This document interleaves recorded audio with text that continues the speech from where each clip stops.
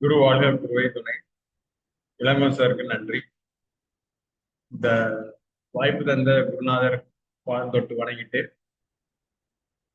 இந்த கேஇ முறைப்படி ஒரு ஜாதக ஆய்வு இன்னைக்கு பார்க்கலாம். இன்னைக்கு நம்ம ஆய்வுக்கு எடுத்துக்கப்பட்ட இந்த ஜாதகம் பார்க்கும்போது நான் ஷேர் பண்றேன். இந்த ஜாதகர் பிறந்த தேதி பார்த்தீங்கன்னா 14/7/1992. பிறந்த கிழமை அப்படின்னு பார்க்கும்போது செவ்வாய்க்கிழமை பிறந்திருக்காரு. பிறந்த நட்சத்திரம் போராட நட்சத்திரம் 4ஆம் பாதம். இந்த ஜாதகம் இவருக்கு எவ்வாறு செயல்படுத்தப்பட்ட இந்த குருநாதர் போதித்த இந்த கேஇ முறைப்படி பார்க்கலாம். இந்த பொதுவாகவே இந்த ஜாதகர் எப்படி அப்படின்னு பார்க்கும்போது லக்ன பாவத்தை தான் நம்ம எடுப்போம். இந்த லக்ன பாவம் இவங்களுக்கு எவ்வாறு செயல்படு பார்க்கும்போது லக்ன பாவம் பார்த்தீங்கன்னா புதன் கேட்டை நட்சத்திரம் 1ஆம் பாவத்தை தொடர்பு கொள்ளுது. அதுக்கு அப்புறம் வரக்கூடிய நட்சத்திரம் உபநட்சத்திர அதிபதி நின்ற நட்சத்திரம் பார்த்தீங்கன்னா அதுவும் புதனா தான் வருது. இந்த புதன் வந்து அடுத்து வாங்கிய உபநட்சத்திரம் அப்படின்னு பார்க்கும்போது சந்திரன். சந்திரன் இப்போ வந்து 4ஆம் இடத்தை தொடர்பு. பொதுவாகவே இந்த லக்னத்துல இந்த புதன் தொடர்பு கொள்ளும் போது பாத்தீங்கன்னா ஜாதகர் இப்படி இருப்பாருன்னு சொல்லலாம். இந்த பொதுவாகவே இந்த புதன் லக்னத்துல தொடர்பு கொள்ளும் போது பாத்தீங்கன்னா இளமையான தோற்றம்னு சொல்லலாம். அதே மாதிரி பாத்தீங்கன்னா புதன் லக்னத்துல இருக்கும்போது வளைந்து கொடுக்கும் தன்மை. அது மாதிரி இப்போ எடுத்த முடிவுல டிசிஷன்ல எப்படி இருப்பாரு பாத்தீங்கன்னா அவர் கொஞ்சம் அட்ஜஸ்ட் பண்ணி போகக்கூடிய டைப்பா இருப்பாரு. சிலவங்க பாத்தீங்கன்னா அட்ஜஸ்ட் பண்ணி போக மாட்டாங்க. இவர் பாத்தீங்கன்னா அட்ஜஸ்ட் பண்ணி போகக்கூடிய டைப். ஏன் அப்படின்னு சொல்லும்போது புதன் 1ஆம் பாவத்தை தொடர்பு கொண்டு புதன் சந்திரன் 4ஆம் பாவத்தோட அப்படி பார்க்கும்போது புதனோட நளினத்தன்மை உண்டு. நளினத்தன்மையா பேசக்கூடிய தன்மை, நளினத்தன்மை யோசிச்சு அது மாதிரி ரெண்டு அது மாதிரி எடுக்கக்கூடிய அந்த டிசிஷன்ல பாத்தீங்கன்னா மாறிட்டே இருக்கும். நிலையான நிலைப்பாடு இருக்காது. அதுக்கு பிறகு பாத்தீங்கன்னா உங்களுக்கு பேச்சு எப்படி இருக்குன்னு பார்க்கும்போது 2ஆம் இடத்துல செவ்வாய். செவ்வாய் வந்து இவங்களுக்கு என்ன கொடுப்பனம் வாங்கியிருக்கு அப்படின்னு பார்க்கும்போது ரெண்டாம் இடம் தொடர்பு உள்ளது. அதுக்கு பிறகு வரக்கூடிய அந்த சூரியன் 2ஆம் இடம் வந்து பாத்தீங்கன்னா இந்த அவிட்டம் மூலமா செயல்படுது. அதுக்கு பிறகு வரக்கூடிய அந்த சூரியன் பாத்தீங்கன்னா உத்திரம் சாரி அவிட்டத்துக்கு அப்புறம் வரக்கூடிய அந்த சூரியன் பாத்தீங்கன்னா கிருத்திகையில வரும். இந்த கிருத்திகை வந்து 7 தொடர்பு உள்ளது. அதுக்கப்புறம் கிருத்திகை அப்புறம் வரக்கூடிய அந்த சந்திரன் என்னன்னு பாத்தீங்கன்னா ரோகிணி. இந்த ரோகிணி நட்சத்திரம் இவருக்கு 4ஆம் இடமா செயல்படுது. டிசைடிங் ஃபேக்டர் அப்ப 4 தான். இப்போ இவங்களுக்கு பேச்சு எப்படி இருக்கணும் அப்படின்னு நம்ம சொல்லும் போது செவ்வாயோட காரக தன்மையோட சிலவங்க வந்து நகைச்சுவை உணர்வோட பேசுவாங்க. சிலவங்க வந்து கோபத்தன்மையா பேசுவாங்க. அதே மாதிரி சிலவங்களுக்கு வந்து ஆளுமைத்தன்மையா பேசுவாங்க. இவங்களோட பேச்சு எப்படி இருக்குன்னு பார்க்கும்போது செவ்வாயோட ஆதிக்கம் அதிகமா இருக்கும். அதே மாதிரி கோபத்தன்மை கோபம் இருக்கும். ஒரு ஹார்ஷான பேச்சா பேசுவாரு. அது மாதிரி பாத்தீங்கன்னா இந்த கொஞ்சம் அந்த சூரியனோட அந்த ஆளுமை திறனும் இன்க்ளூட் பண்ணி சொல்லணும். அப்போ செவ்வாய் கொஞ்சம் கொஞ்சம் டாமினேட் பண்ணி பேசணும் அப்படின்னு நினைப்பாரு. அப்போ அவர் பேச்சு ஒரு வாக்கு கொடுக்குறாருன்னா அதுல கொஞ்சம் கொடுத்த வாக்கை காப்பாற்றணும் அந்த மாதிரியான எண்ணங்கள் இவருக்கு இருக்கும். ஏன்னா இந்த செவ்வாய் சந்திரன் சம்மந்தப்படும் போது அது மாதிரியான விஷயங்கள் ஏற்படும். சந்திரன் இவங்க 4ஆம் இடம்ங்கிறது 4ஆம் இடம் என்கிறது உறுதியான தன்மை இல்லை அந்த மாதிரி குறிக்கும். பொதுவா இந்த இரட்டைப்படை பாவங்கள் சம்மந்தப்படும் போது ஒரு நல்ல விஷயமா இருக்கும். அப்போ பொருளாதார ரீதியா பார்க்கும்போது ஒரு நல்லாவே இருக்குன்னு சொல்லலாம்.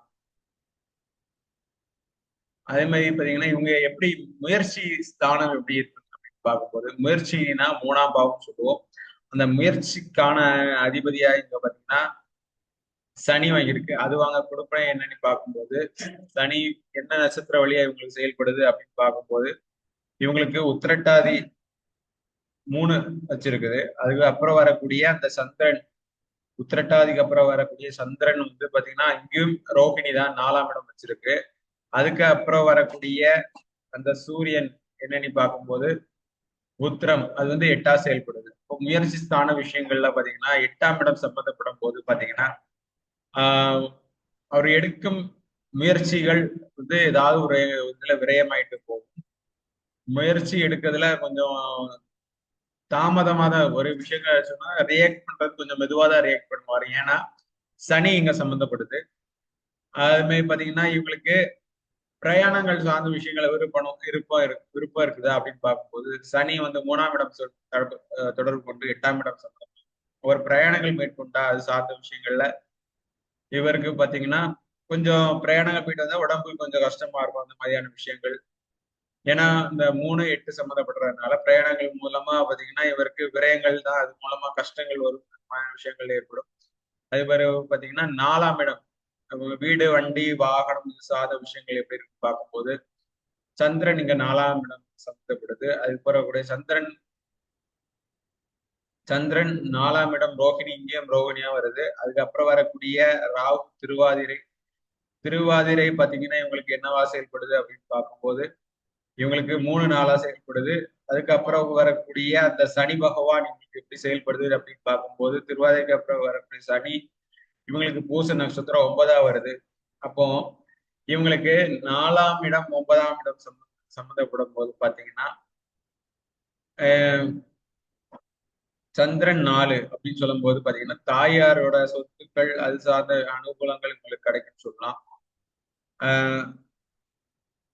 அது பிறகு இந்த சொத்தை எப்படி அவங்க மெயின்டைன் பண்ணுவாங்க அப்படின்னு பார்க்கும்போது பொதுவாகவே 9ஆம் இடம் இப்போ 4ஆம் இடத்துக்கு 9ஆம் இடம்ங்கிறது 8ஆம் இடமா வர்றதுனால பாத்தீங்கன்னா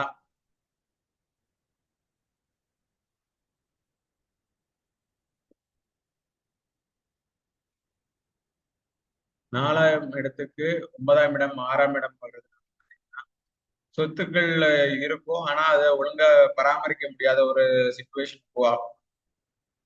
அப்போ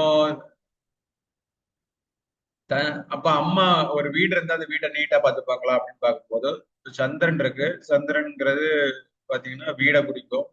இப்போ ஒரு வீடு இருந்தா இவர் அந்த வீடு நிலையா இருக்க முடியுமா அப்படின்னு பார்க்கும்போது சந்திரன் 4 இருக்கு. சொத்துக்கள் எல்லாம் இருக்கும். ஆனா நிலையா ஒழுங்கா பார்த்துப்பாரா அப்படின்னு பார்க்கும்போது சனி இங்க டிசைடிங் ஃபேக்டரா வருது. அது வந்து இங்க வந்து ஒற்றைப்பட பாவங்களை தொடர்புனால பாத்தீங்கன்னா இவங்க எல்லாம் இருந்தும் அதை ஒழுங்கா பார்த்துக்க முடியாத சிச்சுவேஷன் உருவாகும். 5ஆம் இடம்ங்கிறது தேவ தேவ அனுகூலங்கள் எங்களுக்கு எப்படி இருக்குது, குழந்தைகள் சார்ந்த விஷயங்கள்ல எப்படி பார்க்கும்போது 5ஆம் இடத்தை தேவன் 5ஆம் இடத்துல கேது 5 இவங்க வச்சிருக்குது. கேதுனாலே ஆன்மீகம் இது சார்ந்த விஷயங்கள், அது மாதிரி ஜோதிடம் இது சார்ந்த விஷயங்கள் இதுவும் நல்லா இருக்கும்னு சொல்லலாம். இப்போ இவங்களுக்கு 5ஆம் இடம் கேது வச்சிருக்கனால பாத்தீங்கன்னா ஜோதிட சார்ந்த விஷயங்கள்ல ஒரு நாட்டம் இருக்குன்னு சொல்லலாம். அதே மாதிரி பாத்தீங்கன்னா அப்ப இந்த கேது எது மூலமா செயல்படுது அப்படின்னு பார்க்கும்போது அஸ்வினி மூலமா. அது பிறகு வரக்கூடிய அந்த செவ்வாய் பாத்தீங்கன்னா மிருகஷீரிடம். அந்த மிருகஷீரிடம் இவங்களுக்கு என்ன குறிகாட்டுது அப்படின்னு பார்க்கும்போது இவங்களுக்கு 8ஆம் இடமா வருது. அப்போ அதுக்கப்புறம் வரக்கூடிய அந்த சந்திரன் மிருகஷீரிடத்துக்கு அப்புறம் வரக்கூடிய அந்த சந்திரன் பாத்தீங்கன்னா இவருக்கு அஸ்தம். அது 6, 9ஆ வருது. அப்படி பார்க்கும்போது மிருகஷீடம் 8, அது ஒரு 6, 9. இப்போ இது வந்து 6, 9 தொடர்பு உள்ளது. அப்போ பாத்தீங்கன்னா அப்போ தெய்வங்கள் அந்த சார்ந்த விஷயங்கள்ல ஏதாவது வழிபாடு சம்பந்தப்பட்ட விஷயங்களோ குலதெய்வ சம்பந்தப்பட்ட விஷயங்கள்லயோ ஏதாவது ஒரு அங்க போய் ஏதாவது பிரச்சனைகள் அந்த மாதிரியான விஷயங்கள் இல்ல அந்த வழிபாடுகள் ஏதாவது தடைப்பட்டு போகிற மாதிரியான விஷயங்கள் நடக்கும். அது மாதிரி பாத்தீங்கன்னா ஆஹ் குழந்தைகள் சார்ந்த விஷயங்கள்லயும் கொஞ்சம் தாமதமான புத்திர பாக்கியம் இவங்களுக்கு அமையும்னு சொல்லலாம். பொதுவா இந்த குரு இவங்களுக்கு 6, 12ஆ செயல்படுது. அப்போ 6, 12 அப்படின்னு பார்க்கும்போது இந்த 6 பண்ணி கொடுக்குமா 12ஆ கொடுக்குமா அப்படின்னு பார்க்கும்போது குரு வந்து புனர்பூசம் புனர்பூசம் தான் இவங்களுக்கு 6ஆம் இடத்துக்கு இருக்குது. புனர்பூசத்துக்கு அப்புறம் வரக்கூடிய அந்த சுக்கிரன் அப்படின்னு பார்க்கும்போது பூரம் இவங்களுக்கு பூரம் வந்து 10ஆம் இடமா வச்சிருக்குது. அது பிறகு வரக்கூடிய அந்த ராகு பாத்தீங்கன்னா சுவாதி. இந்த சுவாதி வந்து இவங்களுக்கு 10ஆம் இடம் வச்சிருக்கு. இப்போ உத்தியோகம் சார்ந்த விஷயங்கள்ல ஒரு நல்ல ஒரு அமைப்புன்னு சொல்லலாம். இப்போ அது மாதிரி ஒரு குரு போது குரு வந்து 6, 10 அப்படி சொல்லும்போது நல்ல ஒரு உத்தியோகம், நல்ல பொறுப்பான ஒரு வேலை அமையும் சொல்லலாம். இவரு பாத்தீங்கன்னா இப்போ ஒரு உத்தியோகத்துல இருக்கிறாரு. இருந்தாலும் வேலை உத்தியோகத்துல ஒரு நல்ல ஒரு பொசிஷன் இன்னும் வரல. இருந்தாலும் அந்த வேலை நிமித்தமாக பார்க்கும்போது ஒரு நல்ல ஒரு இண்டிகேஷன் காட்டுது. 6, 10 தொடர்பு உள்ளது. சுக்கிரனும் சரிதான், ராவும் சரிதான். வெளியூர், வெளிநாடு சார்ந்த விஷயங்கள்ல வேலை பார்க்கறதுக்கு வேண்டியான விஷயங்கள், இரவு நேர வேலைகள், இந்த மாதிரியான விஷயங்கள் சம்மந்தப்படும். ஏன்னா ராகு தொடர்புனால. அதே மாதிரி பாத்தீங்கன்னா, இவங்களுக்கு திருமணம் சார்ந்த விஷயம் அப்படின்னு பார்க்கும்போது, இங்க புதன் வருது. புதன் வந்து ஆயில்ய நட்சத்திரம் வழியாக இவங்களுக்கு செயல்படுது. இப்போ ஆயில்ய நட்சத்திரம், ஆயில்யத்துக்கு அப்புறம் வரக்கூடிய அந்த சந்திரன் பார்க்கும்போது அஸ்தம். இந்த அஸ்தம் இவங்களுக்கு 6ஆ செயல்படுது. அப்போ எங்க மனைவியை பாத்தீங்கன்னா வேலைக்கு போகக்கூடிய தன்மையை கொடுக்கும். இல்ல பாத்தீங்கன்னா மனைவிக்கு சில உடல் உபாதைகளையும் எங்களுக்கு கொடுக்கும்னு சொல்லலாம். இல்ல பிரச்சனைக்குரிய கலத்திரம் அப்படின்னு சொல்லலாம். அதே மாதிரி பாத்தீங்கன்னா ம 8ஆம் இடம்ங்கிறது பாத்தீங்கன்னா ஆஹ் ஆயுள் ஸ்தானம்னு சொல்லுவோம்.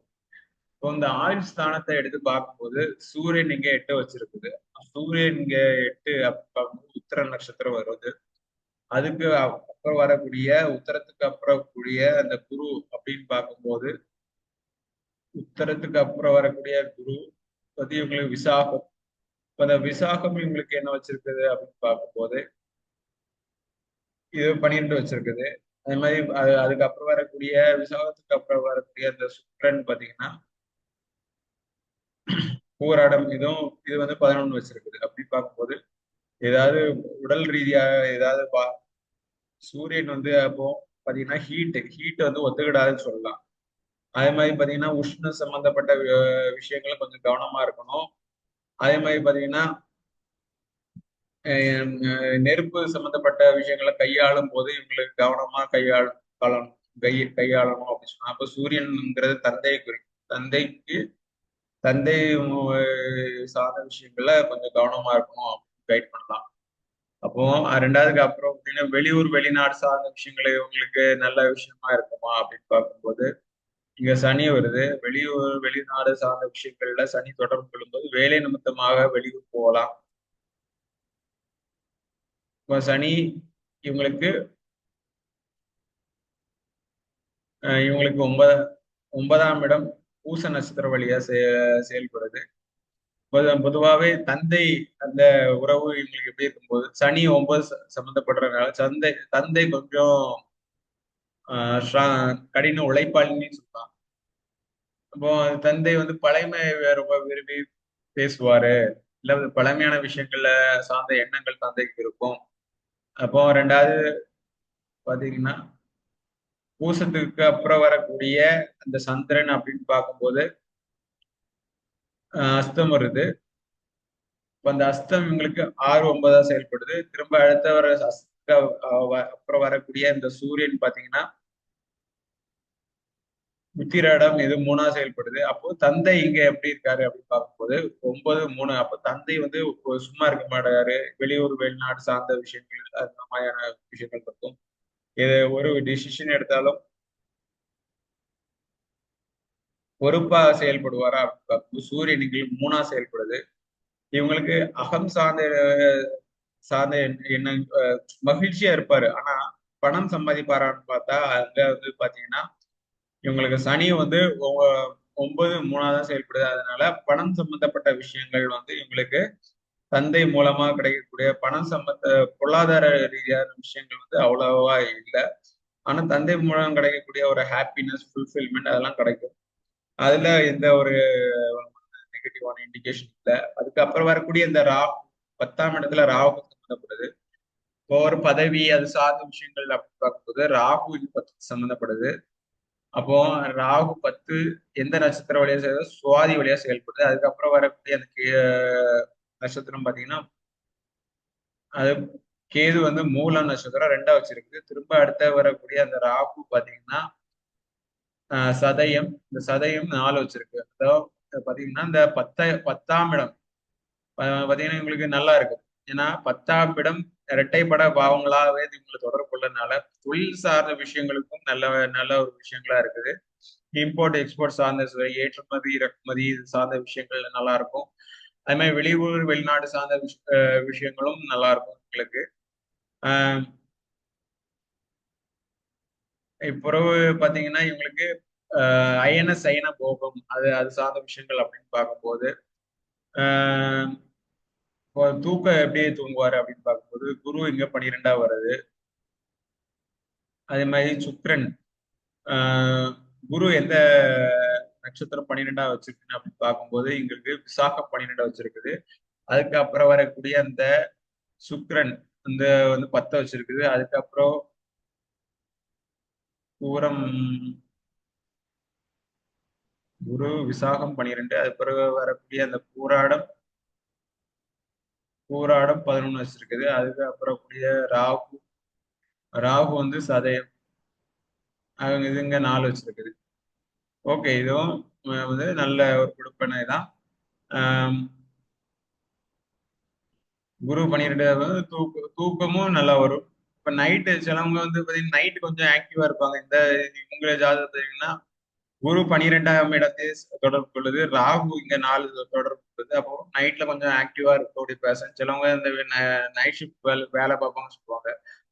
அந்த மாதிரி பர்சன்ஸுக்குலாம் இந்த மாதிரியான குறிகாட்டிகள் நல்ல விஷயங்களா இருக்கும். இப்போ இங்க வந்து பாத்தீங்கன்னா